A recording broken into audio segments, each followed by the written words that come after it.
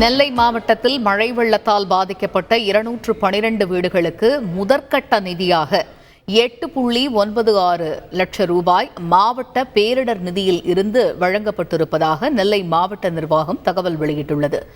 இது பற்றிய கூடுதல் விவரங்களை எமது செய்தியாளர் ராமசுந்தரம் விவரிக்க கேட்போம்.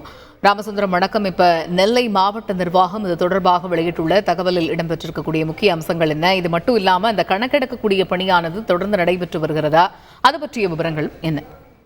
அதாவது நெல்லை மாவட்டத்தில் வரலாறு காணாத கனமழை பெய்து தாமிரபரணி ஆற்றில் லட்சக்கணக்கான நீர் ஓடி பல இடங்கள் பாதிப்புக்குள்ளாயிருக்கிறது. குறிப்பாக நெல்லை மாநகர் பகுதி முழுவதுமே இந்த மழை வெள்ளத்தால் கடுமையான பாதிப்பு ஏற்பட்டிருக்கிறது.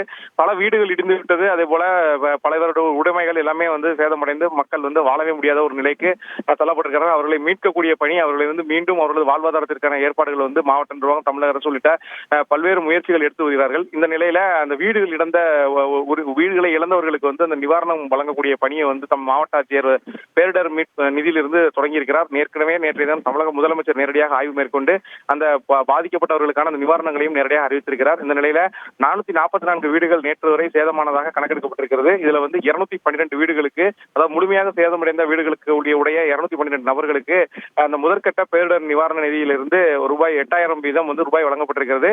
அந்த 8000 எதற்காக வழங்கியிருக்கிறார் என்றால், அந்த முழுவதுமாக வீடு சேதமடைந்தவர்களுக்கு தற்காலிகமாக மாற்று இடங்களில் தங்க வைப்பதற்கான அந்த பணமும், அத்தியாவசிய பொருட்களை இழந்ததுக்கான அந்த அத்தியாவசிய பொருட்களை வாங்குவதற்காக அந்த பணமும் சேர்த்து ஒரு நபருக்கு ஒரு குடும்பத்திற்கு 8000 வீதம் ரூபாய் வழங்கப்பட்டிருக்கிறது. இதுவரை 8.96 லட்சம் பேரிடர் நிவாரண நிதியிலிருந்து, மாவட்ட பேரிடர் நிவாரண நிதியிலிருந்து நிதி ஒதுக்கி மாவட்ட ஆட்சியர் உத்தரவு பிறப்பித்த அடிப்படையில் முதற்கட்ட நிதி 212 குடும்பங்களுக்கு வழங்கப்பட்டிருக்கிறது.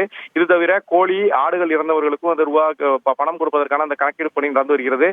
மொத்தமாக மாவட்டத்தில் 12 பேர் இதுவரைக்கும் உயிரிழந்ததாக அதிகாரப்பூர்வமாக, அந்த மழை வெள்ளத்தால் பாதிக்கப்பட்டது உயிரிழந்ததாக அதிகாரப்பூர்வமாக 12 பேர் உயிரிழந்ததாக அறிவித்திருக்கிறார்கள். அவர்களுக்கும் தமிழக முதலமைச்சர் அறிவித்த அந்த 5 லட்சம் ரூபாய் கொடுப்பதற்கான அந்த நடவடிக்கை இன்று மேற்கொண்டிருக்கிறார்கள். இன்று அல்லது நாளை உயிரிழந்த குடும்பத்திற்கு அந்த 5 லட்சம் ரூபாய் நாளை கொடுப்பதாகவும் மாவட்ட ஆட்சியர் தரப்புல தகவல் வெளியிடப்பட்டிருக்கிறது.